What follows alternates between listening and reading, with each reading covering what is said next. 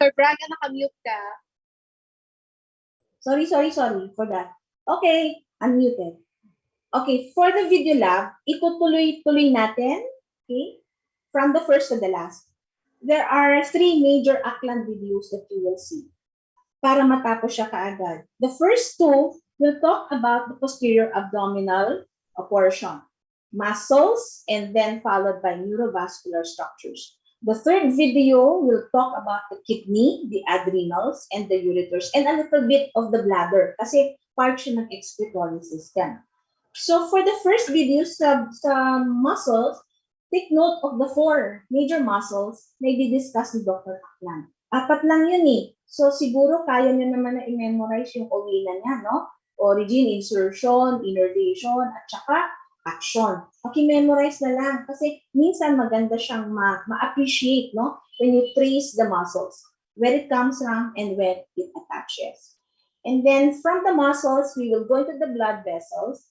Now, ang importante sa blood vessels would be the abdominal aorta, the branches, whether it is paired, unpaired, whether it will supply visceral organs or it will supply the parietal area, okay, parietal structures.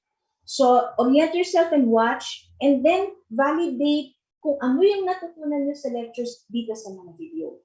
For the kidneys naman po, you will appreciate the kidneys in the cadaver, and Aklan will be able to highlight the key structures grossly. Hindi masyado sa sagittal section eh. So, paki-compare niyo yung right sa left. Importante yung comparison ng right sa left. Importante rin po yung chronological or anteroposterior order ng renal artery, vein, and the pelvis. Master that one. For the ureter, memorize the constrictions where they are located in Aklan's video para ma-correlate ninyo yung clinical conditions ng constrictions and blockage ng urinary stones, okay? Or ureterolytes. So, having said that, maybe we can now proceed to the videos, and after that, we'll have a short form. Okay? Yan po. Let's check for audio.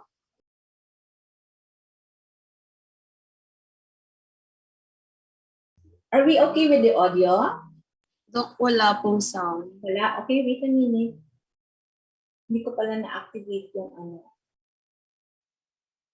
Okay, again. That make up the wall that surrounds the abdominal cavity. Okay na po, We'll Dok. begin with the muscles which, along with the vertebral column and the diaphragm. Now, we'll move on to look at the muscles that make up the wall that surrounds the abdominal cavity. We'll begin with the muscles which, along with the vertebral column and the diaphragm, form the posterior part of the abdominal wall. We'll look at the erector spinae muscles and their surrounding fascia, then at quadratus lumborum, then at psoas major and iliacus. We're looking from behind.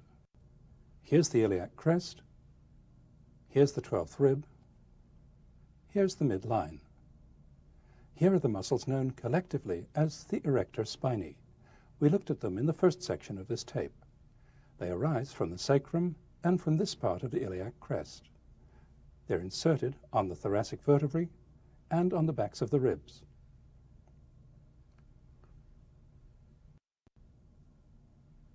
The erector spinae muscles are enclosed on the front and on the back by this envelope of tendinous tissue called the thoracolumbar fascia.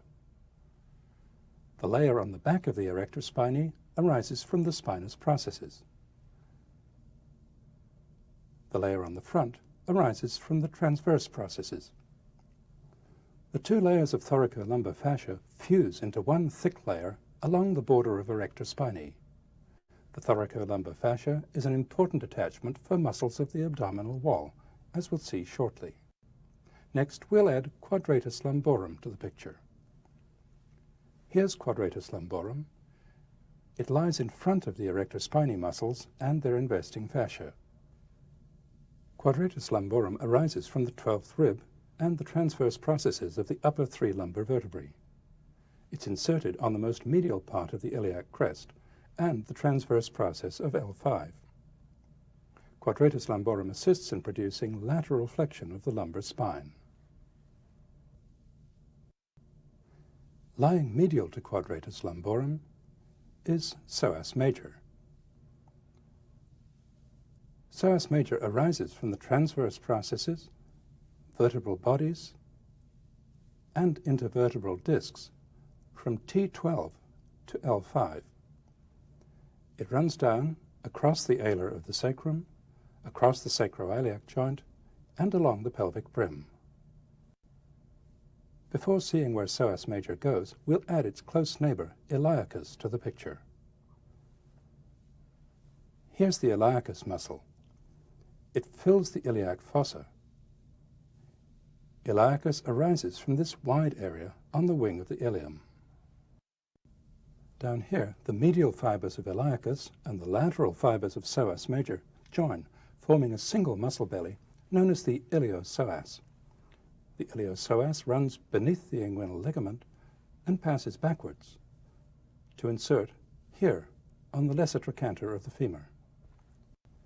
As they slope downward and forward toward the inguinal ligament, the iliacus and psoas muscles are covered by this layer of dense connective tissue, the iliacus fascia, which we'll meet when we look at the inguinal ligament. This is just the lower part of it. The iliacus fascia is covered in turn by the membrane which lines the abdominal cavity, the peritoneum. This is a preview of the peritoneum. We'll see it more fully later in this section. When we're looking at the abdomen, we tend to see psoas and iliacus as static background structures, but they have an important function. They're the principal muscles that produce flexion at the hip joint. Now that we've looked at the individual muscles, let's take an overall look at the structures that form the posterior abdominal wall. To do that, we'll add the diaphragm to the picture.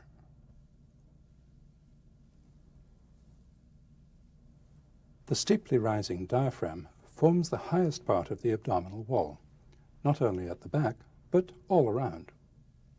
The diaphragm makes a dome-shaped partition separating the abdominal cavity below from the thoracic cavity above. At the bottom, the middle part of the posterior abdominal wall, formed by the vertebral bodies, becomes continuous with the wall of the pelvic cavity here at the sacral promontory. On each side, the psoas muscle stands away from the vertebral bodies like a pillar. The iliacus muscles, with their investing fascia, form a continuation of the posterior abdominal wall that slopes downward, forward, and inward, ending here at the inguinal ligament. This is the lowest part of the anterior abdominal wall. In this dissection, all the abdominal blood vessels and nerves have been removed, together with most of the peritoneum. We'll add those structures to the picture later in this section.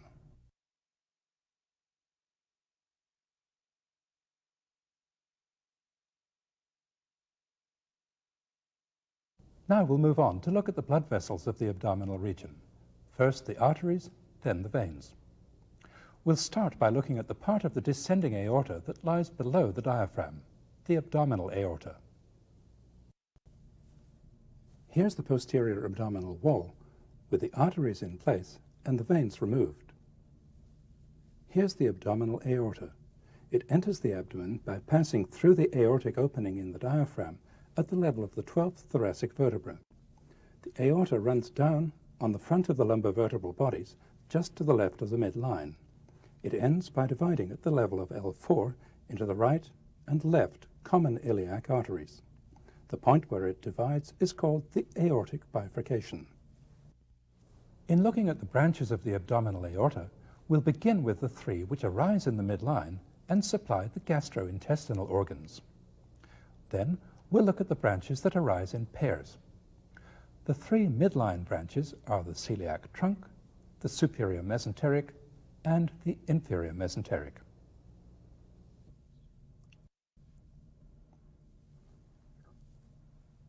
The celiac trunk arises immediately below the margin of the aortic opening at the level of T12. It divides into three branches: the common hepatic, the left gastric, and the splenic. Between them, these supply the liver, stomach, duodenum, pancreas, and spleen. The superior mesenteric artery arises at the level of L1. Its branches supply the small intestine and much of the large intestine. The inferior mesenteric artery arises at the level of L3. Its branches supply the distal part of the large intestine. Of the branches of the aorta that arise in pairs, much the largest are the right and left renal arteries, which supply the kidneys. They arise just below the level of the superior mesenteric artery. Arising at about L2 are, in the female, the ovarian, and in the male, the testicular arteries, which run downward and laterally over the psoas muscle. 4 pairs of lumbar arteries arise from the back of the aorta. Here are the lower 2. They pass behind psoas major, where they branch to supply the back, the spine, and the abdominal wall. Lastly, here's the median sacral artery, which arises from the back of the aorta, just above the bifurcation, and passes down into the pelvis. Next, we'll look at the common iliac arteries and at their branches. On each side, the common iliac divides into the internal and external iliac arteries. The common iliac artery runs close to the medial border of psoas major. It divides here at the pelvic brim. Here's the external iliac artery. Here's the internal. We'll look at the internal iliac in the next section. The external iliac artery is the main artery to the lower extremity. It runs along the pelvic brim just medial to psoas major and passes beneath the inguinal ligament. Below the inguinal ligament, the artery goes by a different name, the femoral artery. Just before passing beneath the ligament, the external iliac gives off 2 branches, the deep circumflex iliac laterally and the inferior epigastric medially. The inferior epigastric supplies the lower part of the abdominal wall. We'll see where it goes in a minute. But first, we'll add the principal veins of the abdominal region to the picture. We'll start down at the inguinal ligament. Here's the femoral vein, lying medial to the femoral artery as it passes beneath the inguinal ligament. Above the ligament, it's called the external iliac vein. The external iliac is joined by the internal iliac to form the common iliac vein. The 2 common iliacs join just to the right of the aortic bifurcation to form the inferior vena cava. The right common iliac artery passes in front of the left common iliac vein. The inferior vena cava runs just to the right of the midline. It lies on the vertebral bodies from L4 to T12, then on the left crus of the diaphragm. It passes through the diaphragm here to enter the right atrium, as we saw in the last section. The 2 large renal veins join the inferior vena cava at the level of L2. This is the left testicular vein. The right one has been removed. There aren't any veins that directly correspond to the celiac trunk and the mesenteric arteries. The blood that goes out through those arteries comes back to the liver by way of the portal vein, as we'll see in volume 5 of this atlas. The blood from the liver then returns to the main circulation through these large hepatic veins. The hepatic veins are very short. Their number varies. Here there are 3. They enter the vena cava just below the diaphragm. Okay, so that finishes the posterior abdominal wall. There are more videos coming from Dr. James, which was shared with sections A and C. So I will share with Judith yung link and then post later sa chat box. So please just pay attention and copy-paste nyo na lang po. Okay? Para ma-access ninyo in your own time. So we'll now proceed to the posterior abdominal wall 2. Yung lecture lang po recently ni Dr. Alvin. Okay?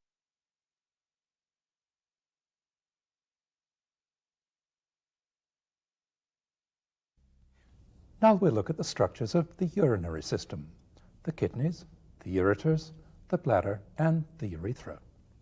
We'll start by looking at the kidneys and also, since they're nearby, at the suprarenal glands. The kidneys are located high in the posterior abdominal wall, behind the peritoneum. They lie in front of the 11th and 12th ribs. The right kidney is slightly lower than the left one. To see the kidneys and ureters, we look at a dissection in which all the intra-abdominal organs have been removed. The kidneys are here. As we've done in other dissections, we'll remove the lower anterior ribs to get a better view. The kidneys are surrounded by a layer of fat, which we'll remove. Here are the kidneys. Here's the aorta, emerging between the crura of the diaphragm. Here's the vena cava, quite distended in this specimen. We'll look first at the blood vessels of the kidneys, the renal vessels. The veins lie in front of the arteries. The left renal vein crosses in front of the aorta, just below the origin of the superior mesenteric artery. The right renal vein, which is much shorter, passes steeply backwards to reach the right kidney. To see the renal arteries, we'll take the veins out of the picture. In this specimen, the aorta and common iliac arteries are quite tortuous. The renal arteries arise just below the superior mesenteric artery. The renal arteries pass quite sharply backward to reach the kidneys, which lie on each side of the great midline prominence formed by the vertebral bodies. The branches of the renal artery and vein enter the kidney at the hilum. The renal pelvis, which we'll see shortly, emerges from the hilum behind the blood vessels. It narrows to become continuous with the ureter, which takes urine to the bladder. To see the hilum in detail in this isolated kidney, we'll remove the fat from around the hilum. At the hilum, the surface of the kidney is rolled inward, creating a deep oval pocket, the renal sinus. To see into the sinus, we'll remove this part of the kidney. In the renal sinus, the artery and vein divide into numerous branches. We'll remove them too, so that we can see the structures that form the collecting system for urine. The renal pelvis is formed by the convergence of a number of broad drainage channels. Here, we see more of them. Each of these is called a calyx. Usually 3 or 4 major calyces drain into the pelvis. Each major calyx branches into several minor ones that are seen better in this X-ray of an isolated kidney that has its collecting system full of contrast material. The outline of the kidney itself would be out here. This kidney has 4 major calyces. This one branches into 3 minor ones. Each minor calyx ends in a trumpet-like widening. Here's the lower part of the kidney that's been dissected like the last one.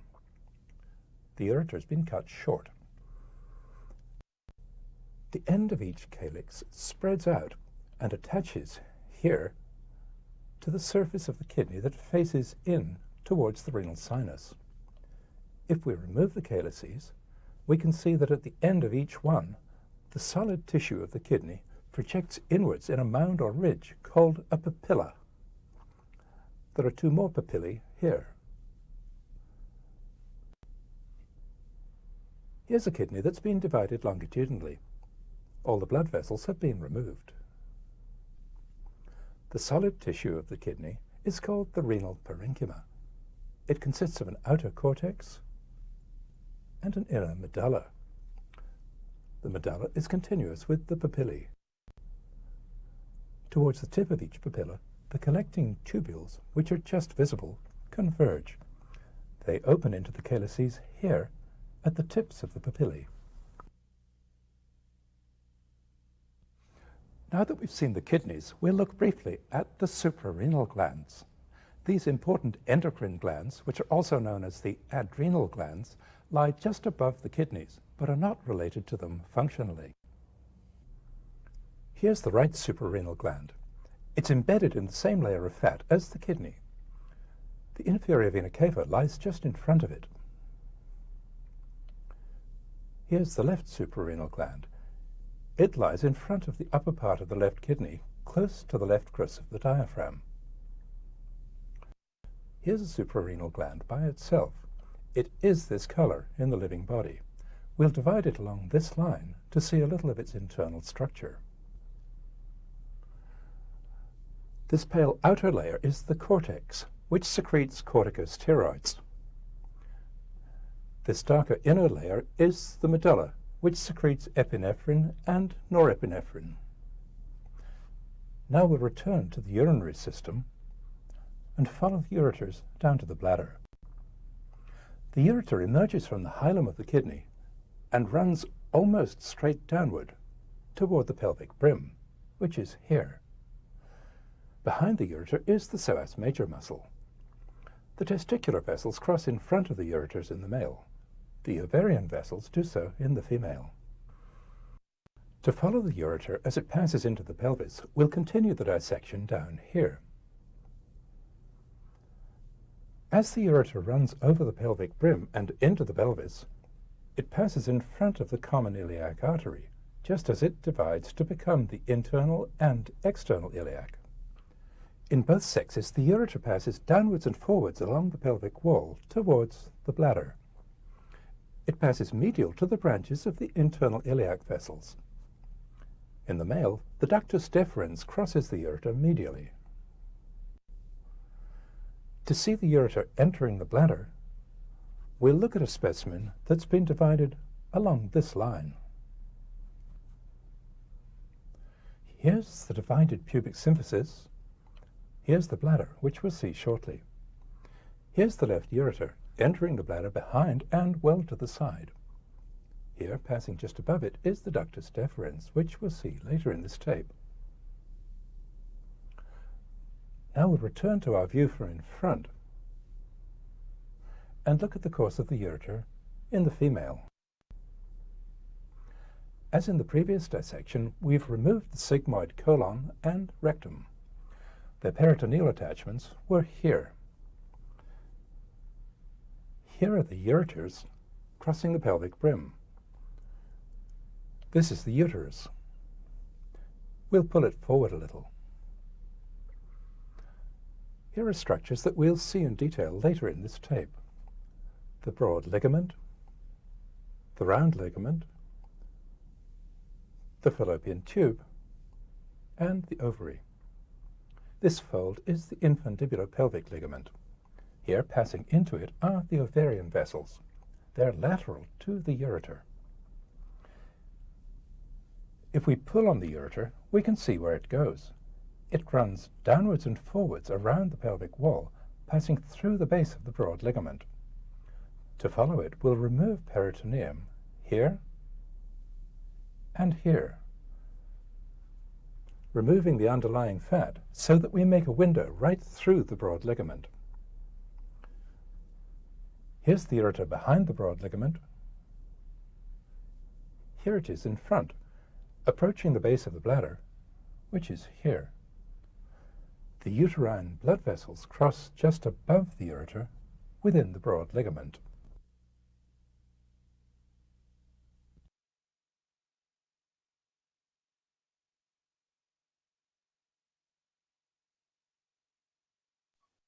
Okay.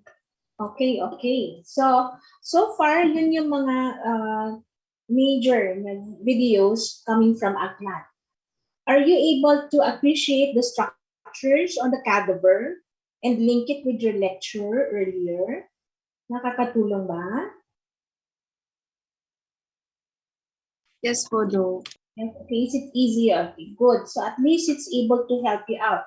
Now, I'm going to post sa chat box. Okay, sorry. Judith, pwede mong i-share sa chat box yung sinend ko sa iyo na link? Okay po, Doc. Yes, oo, para ano lang, para kita ng lahat. Okay, so Judith will now post the link. And why am I sharing that? It's because it's the same exercise, asynchronous exercise that was given to sections A and C. Okay? We are sharing it with you para ma-access nyo yung videos, okay, na binigay ni Dr. Banyas because he has extra videos there on the lumbosacral plexus. So, aralin po ninyo yon, no? Okay, thank you. Thank you, Judith. Oops, nawala ako. Sorry. And then, I will be now sharing with you another link. YouTube lang naman ito, but we will play it here since we have enough time. It's a 20-minute video. So, this is very important kasi kapag you try to appreciate the kidney, it's better appreciated using an anatomical model. Kung napapansin nyo yung cut section ng kidney, parang hindi naman ganun ka-clearly demarcated. So, try to recall how Aklan showed the cut section, and then let's watch the anatomical model, okay, from Ninjamed. The link, so you can always refer back to it, is also posted in the chat box. Okay? Then after this, mini orientation, a open forum.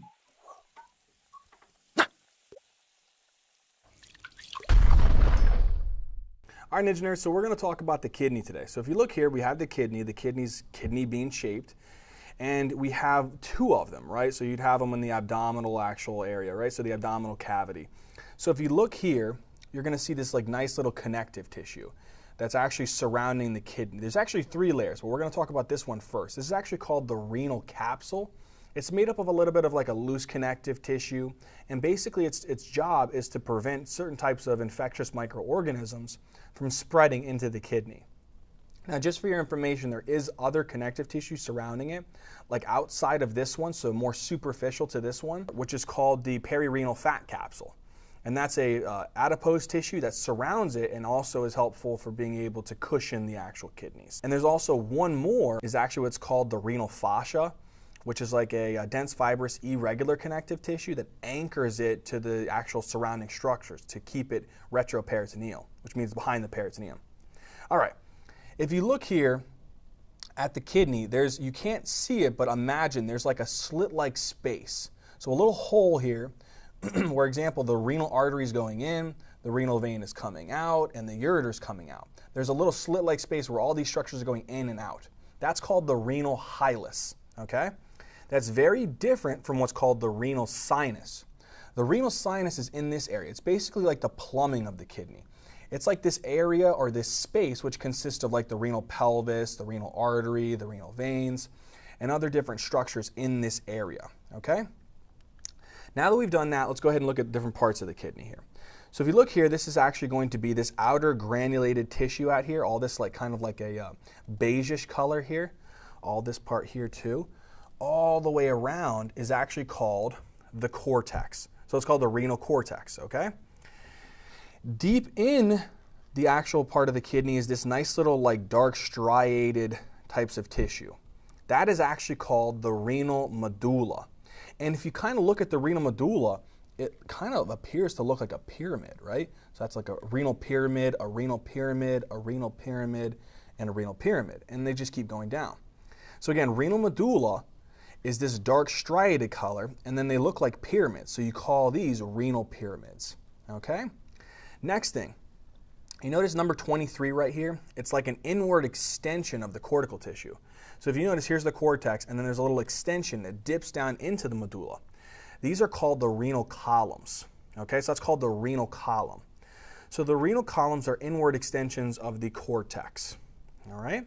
So there's another example of a renal column, and then over here is also renal column. All right, next thing, if you look at the end here, the end of this renal pyramid that we said, right? Here, this is the renal pyramid, right? A part of the renal medulla. The end of the renal pyramid, all the way down at the bottom, that's right there, that end part number 6 is called the renal papilla. Okay, so that's called the renal papilla. The renal papilla empties the actual urine into this little like tube here. You see this little tube right there, guys? That's called the minor calyx. So every renal papilla empties the urine off, like for example, this is a minor calyx, minor calyx, minor calyx, minor calyx right there. But what happens is when multiple minor calyx actually come together, they form a major calyx. So look right here, minor calyx, minor calyx. These guys will actually join together. There's a minor calyx and a minor calyx.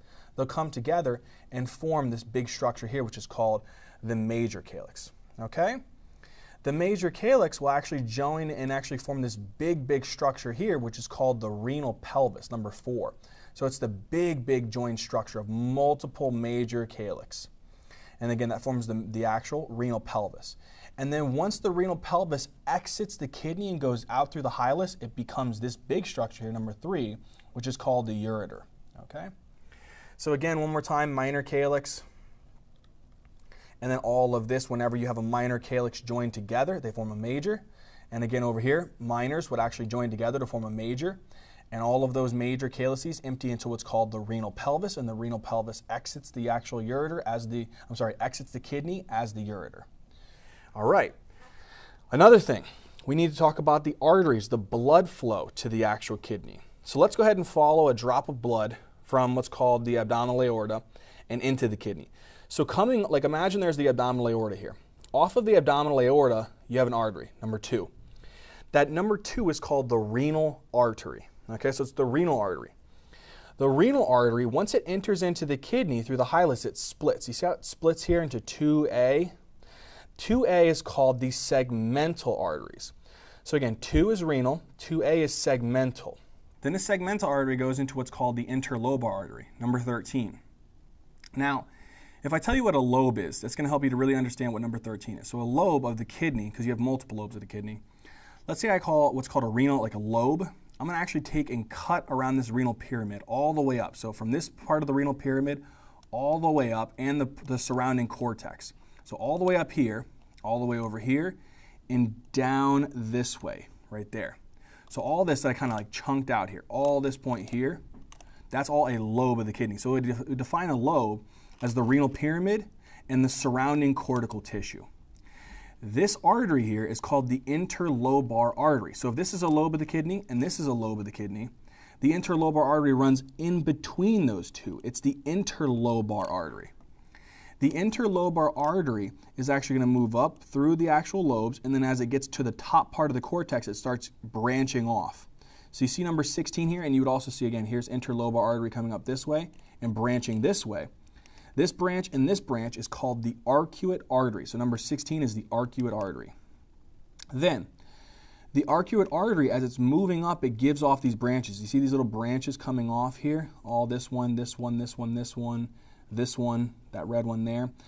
These ones that are actually getting radiated up into the cortex is called the cortical radiate artery. So this is the cortical radiate artery, cortical radiate artery, cortical radiate artery. Then that cortical radiate artery has what's called an afferent arteriole. It's not very well seen on this model, so I'm going to show you this on another model in just a second. But just for right now, trust me that the cortical radiate artery feeds into what's called an afferent arteriole, then into the glomerulus, and then through the efferent arteriole, and then it comes out of the efferent arteriole, and then it goes into what's called the peritubular capillaries. From the peritubular capillaries, it comes down through what's called the cortical radiate vein. So you see this vein right there, guys? Right next to the cortical radiate artery? That's called the cortical radiate vein. The cortical radiate vein then actually moves back down. So look, it actually comes here, and as it moves, it joins with the arcuate vein. So you have cortical radiate vein, arcuate vein, and then look what happens. I'll show you this way too. So again, cortical radiate vein joins with the arcuate vein, and empties into what's called the interlobar vein. Okay, so that interlobar vein there. Then the interlobar vein joins with other interlobar veins and forms what's called the renal vein. So you see number 1 right there? That's called the renal vein. So again, one more time. Cortical radiate vein joins with the arcuate vein, forms what's called the specifically interlobar vein. The interlobar vein will then actually join with other interlobar veins and form what's called the renal vein. If you notice, there is no segmental veins here. All right? And in the other enlarged, we're going to look at an enlarged lobe with the nephron. We'll be able to see some other structures here that will help us to really understand the actual kidney anatomy. So let's go ahead and move on and look at the actual enlarged lobe of the nephron. All right, guys, so now we're taking a look at like an enlarged view of a kidney lobe, right? So a lobe of the kidney. And again, what was a lobe defined as? It's defined as the renal pyramid, right? And it's surrounding cortical tissue. So this is a lobe here. Now, let's keep going and show you what I couldn't show you before when we got into some of these smaller arteries here. So if you remember this artery right here, kind of I was following it up here. It's actually moving in between the lobes. Remember that one? It's called the interlobar artery. So this is the interlobar artery right here, number 12. So the interlobar artery is moving up, and then as it moves up, it gives off that branch, right, around the actual cortex. It gives off this branch right here.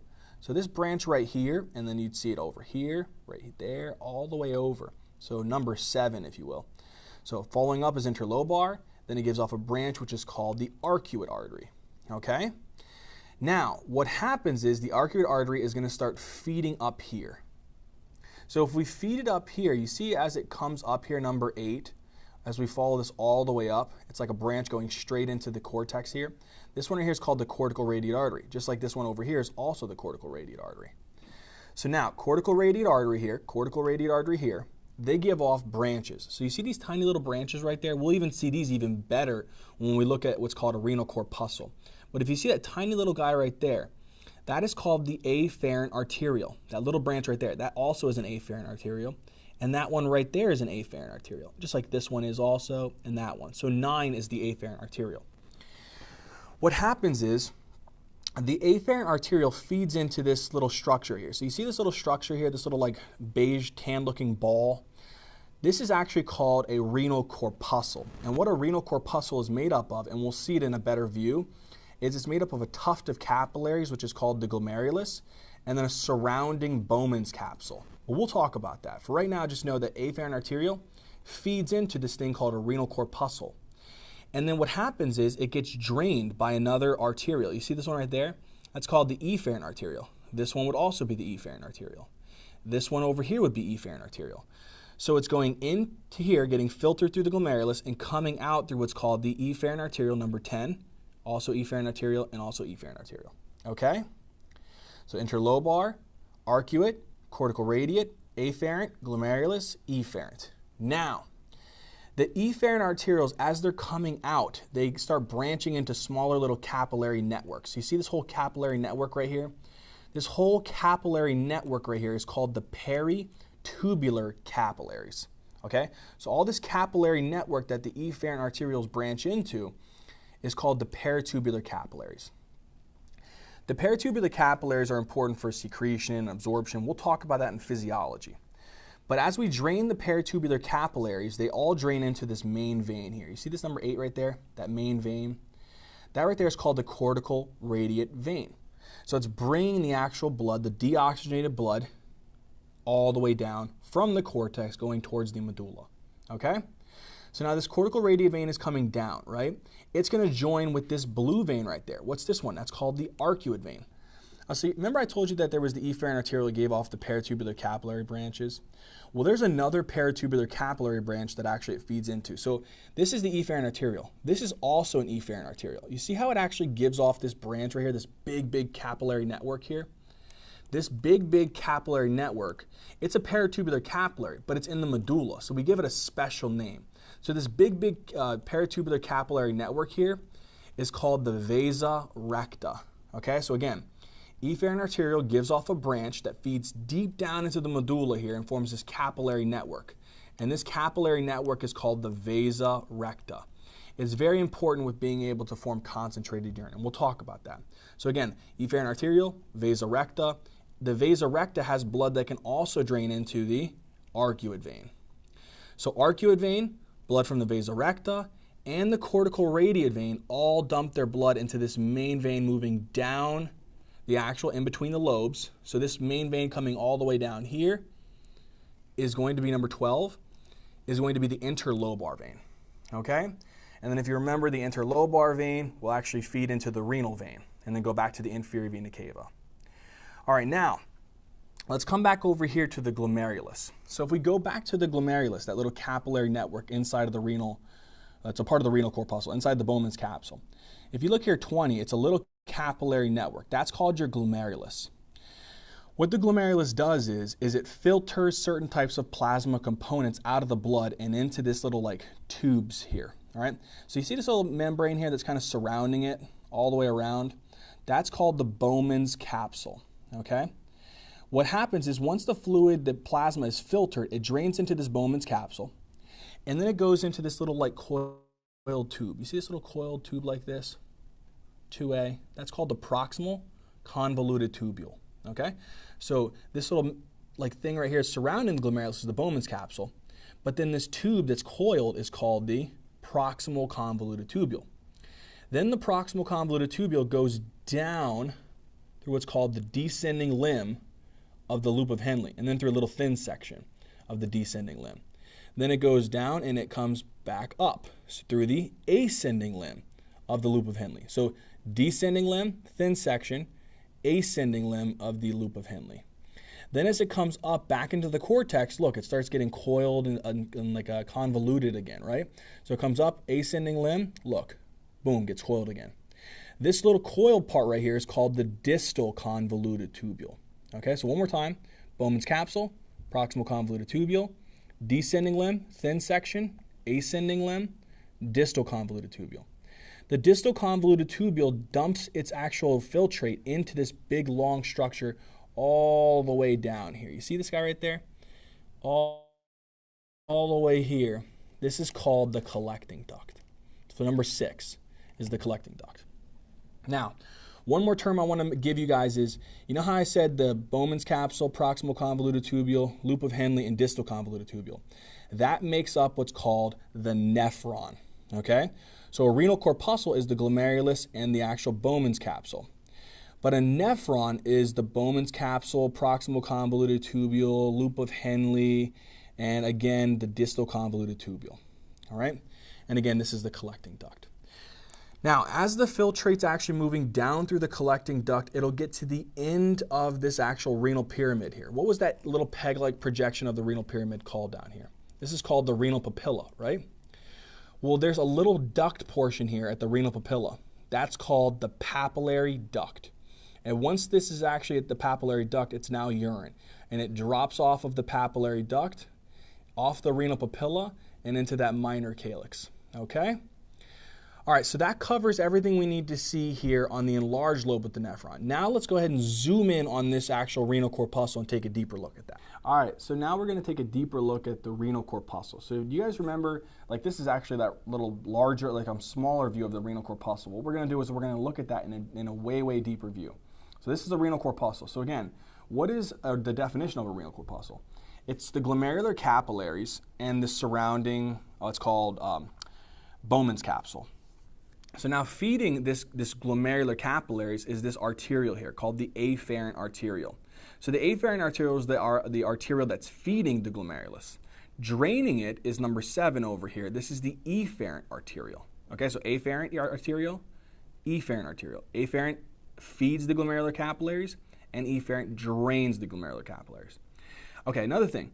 If you look here at the actual afferent arterial, there's this like, you see this little structure here? It's like zooming into the inner side of it. In the afferent arterial, you have what's called these cells called JG cells, or juxtaglomerular cells. These juxtaglomerular cells are like basically pressure receptors. They're baroreceptors and mechanoreceptors, and they can have the ability to sense changes in blood pressure and stretch. When that happens, they have vesicles that they can secrete specific types of chemicals like renin, and renin helps to regulate our blood pressure. Okay, so afferent arterial, and then there's that's called the juxtaglomerular cells in it. Now, since I'm here, do you see this actual thing in the back here? This is actually called, this is a portion of the distal convoluted tubule. In the distal convoluted tubule, you have these specific cells. They're like chemoreceptors. So they pick up different chemical concentrations. These cells right here are called the macula densa cells. And again, they're actually located in the distal convoluted tubule. And they're basically special chemoreceptors. So what happens is we actually define this whole apparatus. We actually have like an apparatus. Let's say I make a whole circle here around the distal convoluted tubule with the macula densa cells, around this afferent arterial with the JG cells. This whole thing, if I kind of make a whole circle around this, this is called the juxtaglomerular apparatus. And it consists of the JG cells in the afferent arterial and the macula densa cells in the distal convoluted tubule. Okay. Now, let's take a look at the glomerulus. So the glomerulus is this tuft of capillaries. But if you notice, and it's actually fenestrated capillaries. If you notice, this is actually just the raw capillaries here. But if you notice, there's like this little beige tan covering on it. They're actually having cells like clinging to the capillaries. And this actually forms what's called the visceral layer of Bowman's capsule. And this visceral layer of Bowman's capsule, these little cells, these simple squamous cells, modified simple squamous cells, they're actually called podocytes, which means foot cells. So these little podocytes that are literally clinging onto these glomerular capillaries. And these are forming the visceral layer of the Bowman's capsule. And then this inner layer, this outer layer out here, I kind of follow it over here too, and just this whole out thing out here. It's actually made up of simple squamous epithelial cells too. But this whole outer layer here, that's even continuous with this actual podocyte visceral layer, this layer here is called the parietal layer of Bowman's capsule. So one more time. The podocytes make up the visceral layer of the Bowman's capsule, and this outer part here is the parietal layer of Bowman's capsule. All right. Last thing, and we're going to finish this one up, is if you see this Bowman's capsule is actually getting drained by this next structure here. And it's just a small piece of it. You see this, it's like little simple cuboidal epithelial cells. This is actually going to be very, very important here. This is actually called the proximal convoluted tubule. It processes a lot of different types of nutrients and solutes and small proteins. And we'll talk about that in renal physiology. Okay, so this whole thing is the proximal convoluted tubule. All right, so let's give a quick recap, guys. So again, this is the afferent arteriole. This is consisting of the JG cells, which are again releasing renin that control blood pressure. So they're baroreceptors, right? Then again, you have the efferent arteriole here. Then you have the macula densa cells, which are part of the distal convoluted tubule. They're like chemoreceptors. And then this whole area of the macula densa cells and the JG cells is the juxtaglomerular apparatus. These cells that are clinging to the actual glomerular capillaries is called podocytes. They form the visceral layer of Bowman's capsule. The actual glomerular capillaries are fenestrated capillaries, very porous. And then this outer layer here is called the parietal layer of the Bowman's capsule, okay? And it's also very continuous with the visceral layer. And then we have the proximal convoluted tubule down here, which is going to be very important for absorbing specific types of nutrients and for secretion of like certain types of chemicals. All right, engineers, I hope all of this made sense. I hope it helped. Until next time. Okay. So, naka-apat tayong videos for this class, which is very good, no? So, 2 for the posterior abdominal wall muscles, posterior abdominal wall, and then another 2 for the kidneys, the ureters, and the adrenal glands. So, ang ganda ng anatomical model. Kaya lang, mind you, yung iba doon microscopic na. So, I hope you had already your micro topic on the kidney. Tapos na ba tayo doon? Or not yet? Wala pa? Meron na bang discussion sa histo? Meron na Wala po. kaya? Meron na. Sige. So, it's easy for you to absorb. So, i-fuse nyo lahat ito. I-synthesize nyo lahat ito sa mas madali ninyong maintindihan. Okay, so, bago po tayo mag-proceed sa questions nyo or ng ating faculty, I just would like to relay an important announcement po coming from our Madam Chair. Kasi this is in line with some confusion on your schedule. Okay, so ang schedule po ng section nyo, first is always going to be the gross lab. Okay, ng ito, which is 12. And the skills lab will be Judith and oras 3 to 5. 3 to 5 po do. So, sino man ang co-order po ng video, please coordinate na lang with sino ba ang in charge ng Department of Radiology. Kasi they will use the schedule na open kayo between 1 to 3. Okay? So, hindi ko lang alam kung 1 to 2 or 2 to 3. So, paki-coordinate na lang daw directly sa radio department. So, that fixes our confusion when it comes to schedule of section 1B. Okay? Sige. So, mamayang alas 3 tayo magbabalik-balikan ulit for skills. So, having said that, may I now invite the floor. Kayo, mga students, baka meron kayong Question lang po tungkol sa orientation kanina. Yes. Paano daw po yung setup ng double cam? Double cam. Paano kayo ng Zoom major exam? Exactly the same. Di ba meron nasa side? So naka-view siya dapat sa laptop. Medyo ganito ang angle, di ba? Parehong-pareho kung paano kayo nag-take ng major exam.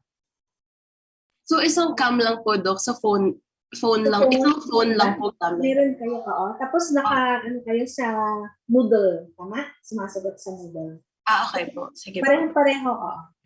We call it double cam kasi minsan pati yung sa laptop may camera. Okay po, Doc. Thank you po. Basta pareho ng major exam. Okay? Anything else? Okay. So for the topics, do you have questions? Our expert panel are here to answer your questions. Plus, Dr. James, who has already joined us. Thank you, Dr. James. Welcome po sa second hour. Hopefully, naman po, maganda-ganda po ito at na-lecturean sila. And then they will be released early for their individual study na po. Any inputs or any questions from the students? Mukhang maganda mukhang klaro Expert na ba pagdating sa kidney? Kahit anong tanong? Pati sa mga posterior abdominal wall? Nakangiti si Dr. Andrea, mukhang confident. Paano kung tanungin kayo sa mga plexus sa nerves? Can you trace the nerves in relation to your posterior abdominal wall muscles? Are you confident? Nandito ang expert panel natin. Do you need any clarification? Kahit sa lecture ni Dr. James? You better ask them what is the supporting structure of the kidney. What is the supporting structure daw po ng kidney? That's the reason why it will not move even if you do tumbling. Do something, Doc, ha? Sino sasagot sa tanong?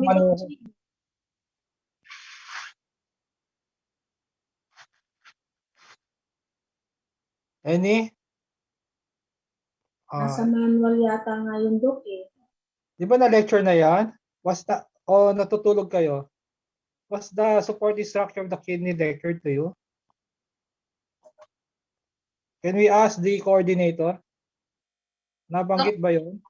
Psoas muscle po ba yung... Bakit psoas muscle? Psoas muscle is the one that moves your trunk. It will not support the kidney. Hindi nabanggit. Yan. Si Navarro po. Dr. Navarro. Try ko lang po. Yung po ba? Gerotas fascia? Yeah, gerotas fascia, also called as the renal fascia.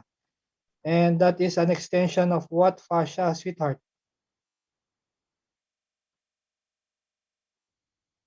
It is an important layer of the abdominal wall. Fascia transversalis? Yes, it is the continuation transversalis posterolaterally po, no?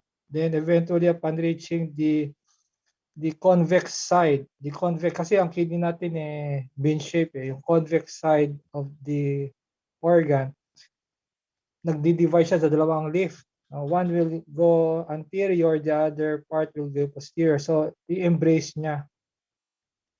So, eventually po, pagdating sa hilus ng kidney, okay, we will not actually connect because you have the vessels there.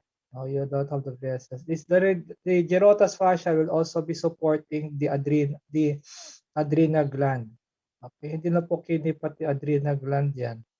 So that's the reason why it will not move. Okay, so that is yun ang second from the labas.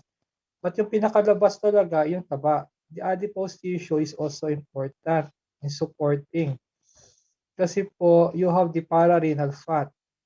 Okay, but the pararenal fat is only present posteriorly. It is absent anteriorly. Neither it is present. Ibig sabihin, wala. Neither. Wala. Doon sa hilus. Kasi kung may taba doon, paano na yung mga vessels that will be entering or exiting from the renal hilus. Kuya, likod lang siya.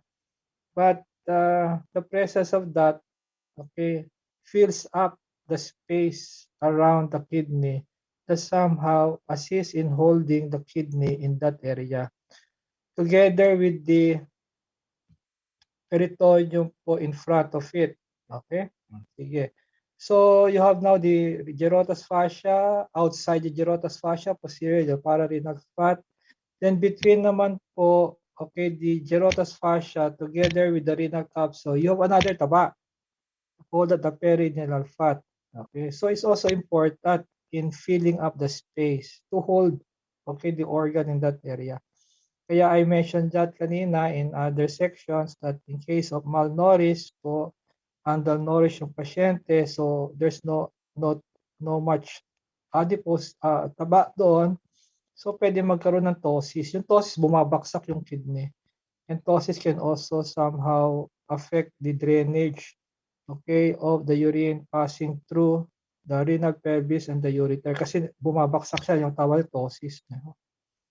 Okay, then, so that is supporting structures, and do not forget that, and do not forget that the adrenal gland is also being supported po by the gyrotous fascia. Now, what's also important is for you to know the structures around the kidney. Okay, so posteriorly, you have actually the upper part. Okay. Ano shape ng kidney? You have a kidney shape. You have the superior pole, inferior pole. Okay, on the lateral side, you have a convex. On the medial side, you have concave. Di ba? And the right kidney is lower than that of the left. Why? Because of the presence of a big lobe of the liver on the right side, pushing now the kidney by 1.5 vertebra compared to that of the left. Okay. Now, what are the structures? Okay, sa likod po ng kidney, okay, siyempre sa ibabaw, sa superior pole, you have the diaphragm there. Okay? And eventually po, sa baba, okay, you'll have the quadratus lumborum. On the medial side naman po, you have the psoas major. So those are the structures that can be adjacent to the posterior surface of the kidney. Okay, the muscle. Now, anteriorly po, on the lateral side, halos wala. Okay. But anterior side po, it depends. Kung pag right, siyempre, sa right mo, you have what we call the, the liver there. You also have the hepatic flexure there. You also have anteriorly, you have head of the pancreas there. You have the duodenum there. Okay, on the left side naman po, andun po yung pancreas, the body of the pancreas, and beginning to the tail of the pancreas. Ano po sa the left side, you have also the transverse colon there. Okay, you also have partly is the greater curvature of the stomach. You also have there a bowel. Okay, you also have there mga bowel of the jejunum. Okay, so those are the structures that is anterior to it. Okay. So aside from that, what are the structures that enters to the hilus? Ano ba, I mentioned also a while in the previous section kanina regarding the renal hilus and the renal sinus. These are terms that are different. Pagka renal hilus po, yung concave features po of the kidney medially, that is the renal hilus. Yung renal sinus is the space within the renal hilus. Anyway, the vessels that enters and exit sa renal hilus and the renal sinus, apat. We have the renal artery, we have the renal vein, we have the renal pelvis, and the lymphatics. Okay? And I mentioned kanina that there's only one vessel, one tube that enters, and that based on the function, and that's the renal artery, because the renal artery carries blood towards the kidney. So that's the only structure that enters. The other tubes like the renal vein, the renal pelvis, and the lymphatics, palabas ng kidney yon. So those are efferent tubes. So we have only one afferent tube. The three are efferent tubes. Okay? Now, of course, pagka artery yan, it is a branch of the abdominal aorta. Pagka renal vein yan, that is a tributary po, that is a tributary of the inferior vena cava. Tama. Okay, but it's important for you to remember that the vein on the left side also receives gonadal vein, okay, and adrenal vein. Do not forget that. Samantalang sa right, they go, the gonadal vein and the renal vein goes directly po to the inferior vena cava. And do not forget that. Yun po pagkakaiba po ng kaliwa sa kanan na renal vein. Okay. Now, with regards to the lymphatic vessel, it is important for you to know that the lymphatic vessels po of the right and the left kidney will not drain into the intestinal tracts. Okay. If you remember, the cisterna chyli will have 5 afferent vessels. Okay. You have 3 intestinal vessels, 3 tracts. You have the celiac tract, you have superior mesenteric tract, inferior mesenteric tract. Mga sa lymphatics to. And you have 2 lumbar tracts. You have the left and the right. The lumbar tracts are the one that drains the wall as well as the right and the left lower extremity. Pagdating po dyan sa kidney, it will be draining not to the intestinal trunk, but they will be draining to the lumbar trunks. Okay, sa wall. So yung right kidney will be draining to the right lumbar trunks. The left kidney will be draining to the left lumbar trunks. And these lumbar trunks will eventually drain to the cisterna chyli. And as I have mentioned to you, cisterna chyli po, may isa lang po ang kanyang efferent. Efferent yung palabas. Efferent. But this time, they do not call it trunk kasi malaki na siya. You call that duct, thoracic duct naman na siya. And this is the thoracic duct that will be draining lymph from the cisterna chyli, goes up, pass through the aortic hiatus, goes to the posterior mediastinum, eventually drains to the left internal jugular vein, so that the lymph will now become plasma again. I hope you can remember that was lectured to you. I was also the one that lectured to you yung last semester for that. I hope you can still remember that. Ano pa? Then I also mentioned po kanina, yung tinatawag nating the area where the junction between the renal pelvis. I mentioned that kanina section kanina. The renal pelvis from that of the ureter. Okay. Kasi po externally, there is no marker, okay, on the wall of the renal pelvis and the ureter telling that is the junction between the pelvis and the ureter, because that is also a point of narrowing. That's the first physiological narrowing po, okay, of the urinary tree, the ureter. Okay, the junction between the renal pelvis and that of the ureter. For you to really check that is the junction, you have to open the renal pelvis and the ureter. Di kawawa naman na injured mo na yung organ, no? So I think I mentioned sa section kanina that it was actually Dr. Aklan who mentioned that a good marker to be used, that is the junction between the renal pelvis and the ureter, is the lower pole, yung lower pole of the kidney. So at that level of the lower pole, doon na po niya binanggit the junction between the renal pelvis. Okay, so yun po ang aking pagbabasihan, yung sinabi ni Dr. Aklan. The second narrowing po of the ureter is actually as it crosses, well, other books says common iliac, other books mention external iliac, but to play safe, as it crosses the iliac. As it crosses the iliac vessel. That's the second narrowing po, ano. And the third narrowing po is as the ureter enters the urinary bladder. We will not discuss the urinary bladder because that is an organ that I will be discussing to you 2 weeks from now. Okay, that is common to male and female, that true pelvis. Ako namang di-discuss din po yun sa inyo, no? Okay, so it will be about the ureter lang. So those are the 3 narrowings po, and those are important po. Why? Because those are the areas where the stone nagla-large, okay, causing ureteric pain, no? Masakit 'yon. And the migration of pain po will be from the lumbar papunta po sa perineum. I'm sorry na off ko na po yung aking laptop. Naka-cellphone na po ako kasi magmamaneho na po ako. Anyway, so hindi ko na mapapakita yung katawan ko kung paano yung papunta sa perinyo, papunta po sa ano, no? Anyway, ano pa? What else? Doctor, with regards to the ureter, you have the pelvic part, the abdominal part, and the pelvic part. Okay. Now, isa pa, hindi ko nabanggit kanina sa section po. Okay. That the ureter po, especially sa mga babae. Okay. Because it is actually the ureter po sa pelvic part before entering to the urinary bladder. Okay.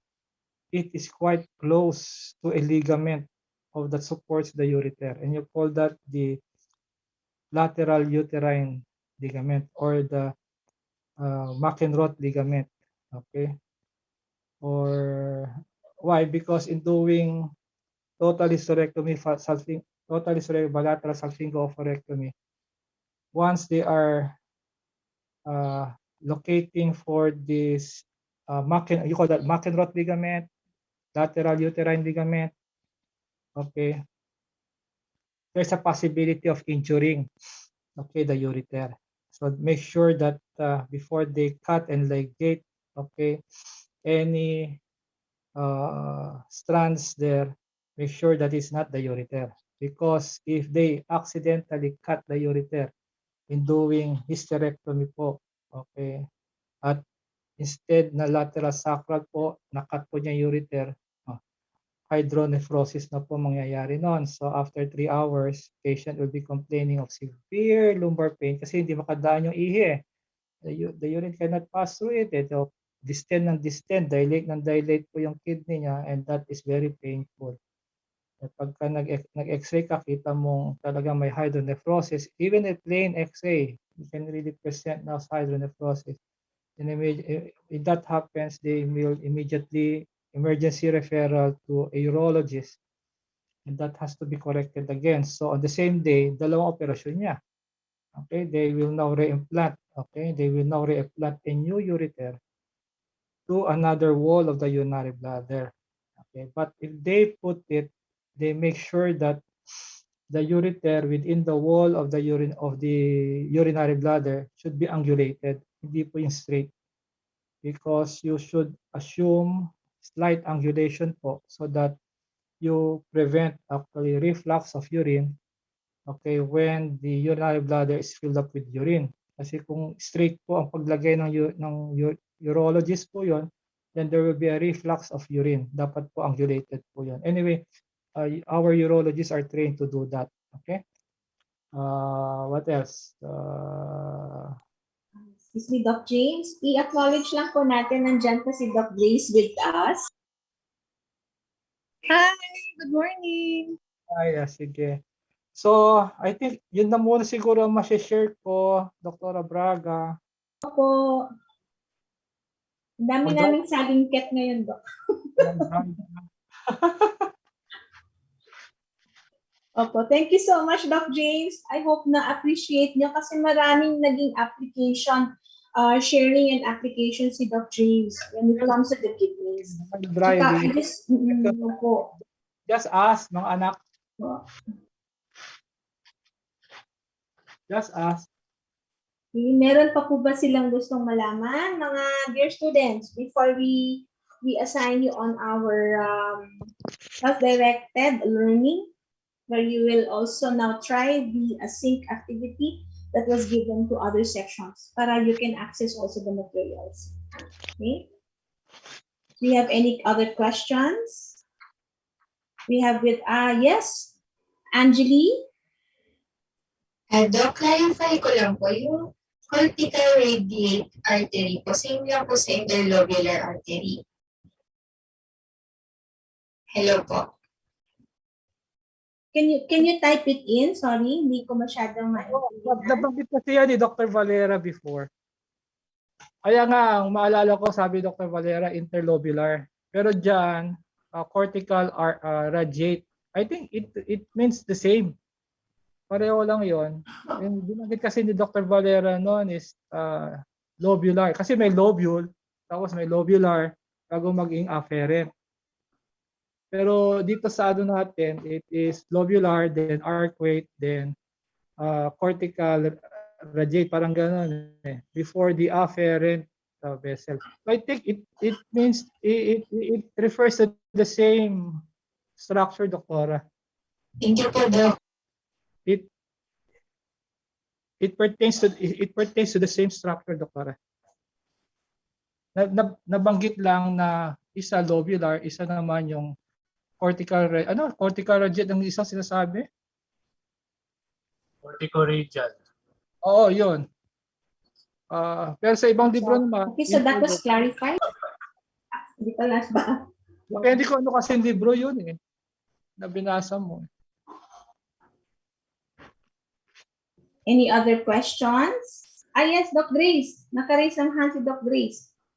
Pero wala. Kasi may tinuro ako about that artery. Kasi sa Junquera, it's after the segmental artery, magiging interlobar artery. And then arcuate, sir. Mag-arcuate siya. Tapos interlobular. Yun yung term sa Junquera. Probably that's why the student was asking.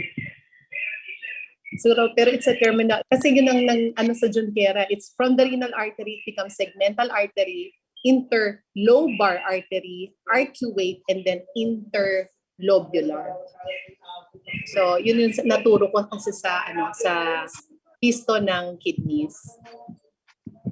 I think. Thank you so much, Doc Grace. Ang swerte naman natin. May direct correlation tayo with micro and gross. Ang ganda pala nun, ano? Yung parang nag-fuse ng information. Thank you, Doc. You're welcome.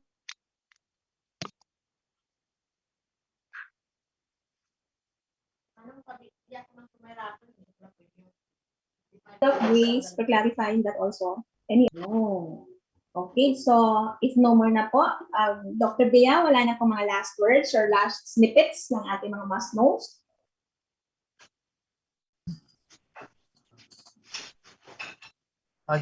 Just to mention the difference between kasi yung And Doc Mike, advice before we let them go. laging tinatanong yung renal hilum and renal sinus. Yung renal sinus is actually if you imagine it is a space inside the kidney already.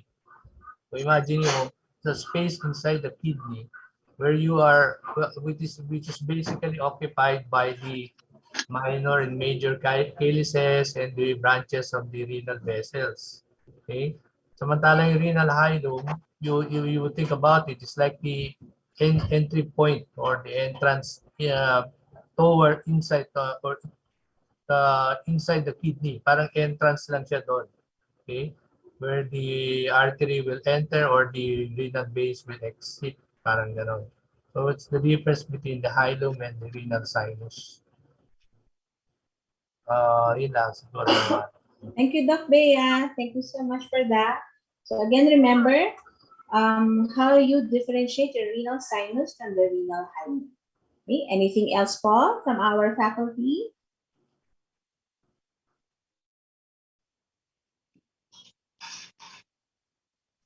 Okay, so if no more na po, maybe we can now ask all our students to proceed to to the link that I gave already earlier, and then study also the resources given to section A and C.